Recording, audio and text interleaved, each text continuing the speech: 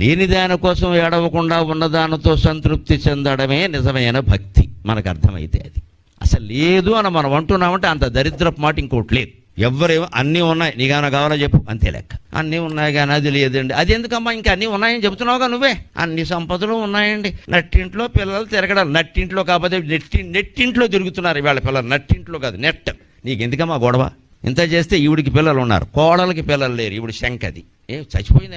ఏమైంది? పిల్లలు లేకపోతే వాళ్ళు చూసుకుంటారు, గొడవ ఏదో. పిల్లలు లేనివాడు నా దృష్టిలో దేవుడితో సమానం. హిందూ దేవతలు ఎవరికీ పిల్లలు లేరు, మీరు లెక్కేసుకోండి. విష్ణుమూర్తికి పిల్లలు లేరు, మన్మథుడు ఊహా సంతానం, బ్రహ్మదేవుడు పౌరాణిక సంతానం, శివుడికి పిల్లలు లేరు. కుమారస్వామిని ఆవిడ గర్భంలో కనల ఈశ్వర తేజస్సు బయటపడి దాన్ని అగ్ని మింగి, దాన్ని గంగ మింగి, దాన్ని శరవణ స్తంభాలు మింగి, ఇంతమంది మింగితే తర్వాత బయటపడ్డాడు. శివుడు కడుపున పుట్టినవాడు కాదు ఆయన.